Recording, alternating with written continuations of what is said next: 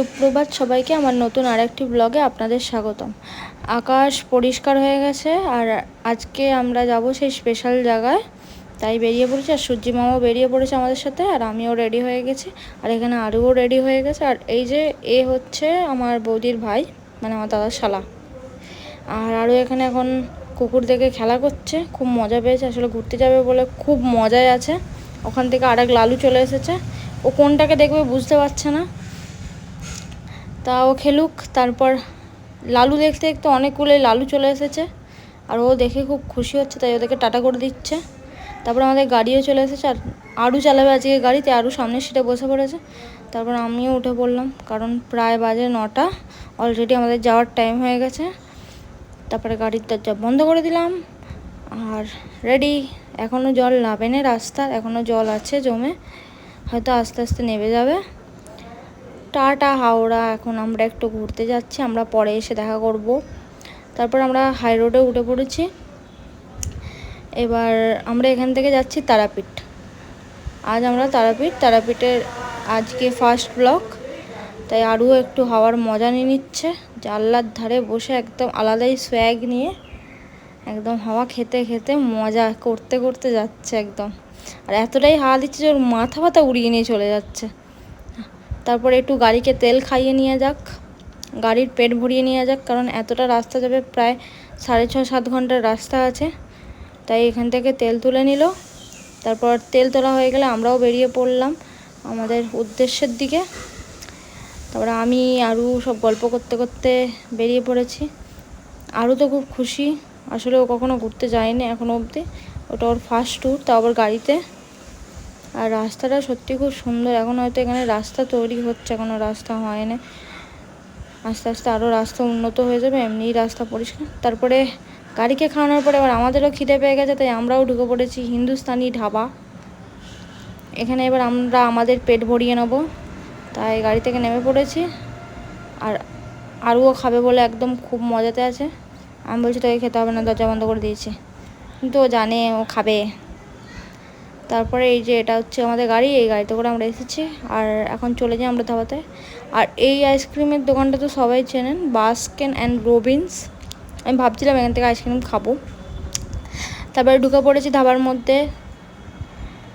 এইটা হচ্ছে মেনু কার্ডও দেখে নিয়েছি। এবার একটু হাত ধোয়ানো যাক, এখন হাতে যা ভাইরাস হয়ে গেছে, তাই হাত ফাত ধুয়ে নিয়ে তারপরে খেতে বসে পড়েছে। আর আরও এখানে টেবিলের ওপর উঠে বসে আছে। আর এটা হচ্ছে অ্যাম্বিয়েন্স হিন্দুস্তানি ধাবার। তারপরে আমরা অর্ডার করেছি রুটি তড়কা, খেয়েও নিলাম। তারপরে এটা হচ্ছে বিল। তারপরে আমরা ভেবেছিলাম এই আইসক্রিমের দোকানে যাব, আইসক্রিমের দোকানে ঢুকেও ছিলাম, কিন্তু এত দাম, তাই বেরিয়ে চলে এসেছি। তারপরে আমরা আবার গাড়িতে উঠে পড়লাম আবার আমাদের যাত্রার দিকে।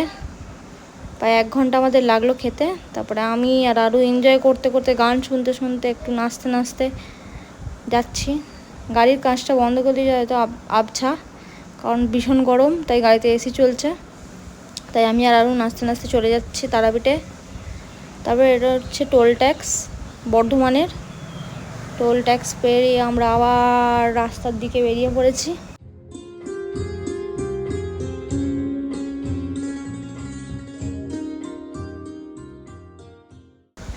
আর এই যে জঙ্গলটা দেখছেন, এই জঙ্গলে আগে নাকি ডাকাতি হতো, এখন আর হয় না, বাট এটা অনেক ঘন জঙ্গল। আমি এই জঙ্গলটার নাম ভুলে গেছি, কিন্তু এই জঙ্গলটা অনেক ঘন, বাট দেখতে সুন্দর লাগছে রাস্তাটা।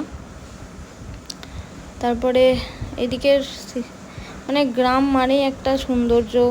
শহরে থেকে থেকে মানে শহরের গন্ধ আর ভালো লাগছে না, এবার মনে হচ্ছে গ্রামে গিয়ে সেটেল হয়ে যায়।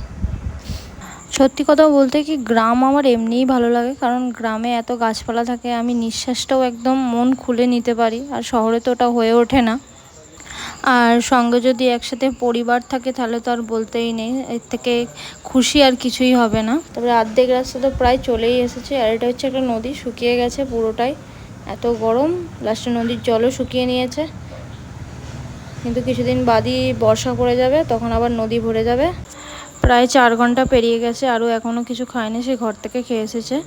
তাই গাড়িটা একটুখানি দাঁড় করিয়ে ওর মা, মানে আমার বৌদি, আরুকে খাইয়ে দিচ্ছে। তারপরে গাড়িতে আবার উঠে পড়লাম। অ্যান্ড আবার গাড়ি চালু করে দিয়েছে। কিছু কিছু রাস্তা ভালো আর কিছু কিছু রাস্তা খারাপ। এটা হচ্ছে একটা দাম টাইপের, মানে এখান থেকে জল ছাড়া হয়। এখন শুকনোই আছে, এখন জল ছাড়া হয় না, বর্ষা হলে হয়তো ছাড়া হবে। আপনাদের যদি আমার এই ব্লগ দেখতে ভালো লাগে তাহলে আমার চ্যানেলটাকে সাবস্ক্রাইব করুন, লাইক করুন, যাতে আমার আরও এরকম ভিডিও আপনাদের কাছে আসতে থাকে। এরপর তারাপীঠ আমরা ঢুকে পড়েছি। অ্যাট লাস্ট প্রায় 6.5 ঘন্টা হয়ে গেছে, আমরা এখন তারাপীঠে ঢুকছি। 6 ঘন্টার জার্নি, মানে কতটা বুঝুন। 9টায় উঠেছি, এখন প্রায় বাজে 4টে 4:30। আর আরও ঘুমোচ্ছিল, আরও উঠে পড়েছে। ও বুঝতে পেরে গেছে তারাপীঠে চলে এসেছে, আর ওটা ঢুলছেও। তারপর এটা হচ্ছে তারাপীঠের মেন গেট। তারপর আরও ওর বাবার সাথে একটু দুল্লা খেয়ে নিল। আমরা আমাদের হোটেলে চলে এসেছি, আর এটা হচ্ছে আমাদের হোটেল। অ্যান্ড আমাদের রুমের চাবি পেয়ে রুমেও চলে এসেছি। এত গরম, মাথা খারাপ হয়ে যাচ্ছে। এটা হলো রুমের বারান্দা, এটা বাইরের দৃশ্য।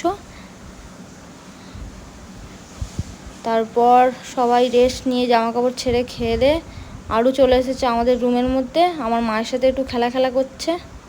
আর ও তো খুব মজাতেই আছে, ঘুরতে এসেছে, এমনি ওর ঘুরতে ভালো লাগে, আর ঘুরতে এসেছে আর ওই মজা, একদম খুব মজা করছে। তারপরে আমরা একটু রেস্ট নিয়ে ঘুম থেকে উঠে বেরিয়ে পড়েছি মন্দিরের দিকে। আর হাঁটতে হাঁটতে সন্ধেও হয়ে গেছে মোটামুটি। আর এখানে এইসব জিনিসপত্র পাওয়া যাচ্ছে ঠাকুরের।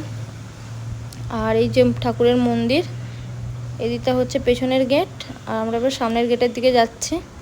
আর এগুলো হচ্ছে মালা ঠাকুরকে দেওয়ার, কি বড় বড় জবা ফুলের মালা। তারপর আমরা, এটা হচ্ছে সামনের গেট, আর এটা হলো বামাখ্যাপার মন্দির। আমরা ধূপবাতি কিনে নিয়েছি মায়ের মন্দিরে দেব বলে।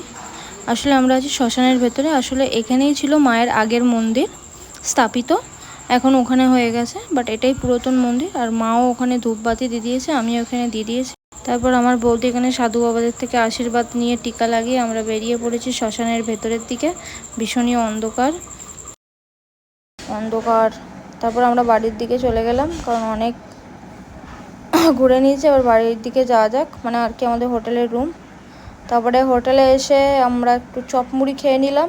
আজকে এতটাই টায়ার্ড, আর কিছু খাবো না, এটা খেয়ে শুয়ে পড়বো। যাই হোক, আজকের ব্লগটা এতটুকুই। টাটা।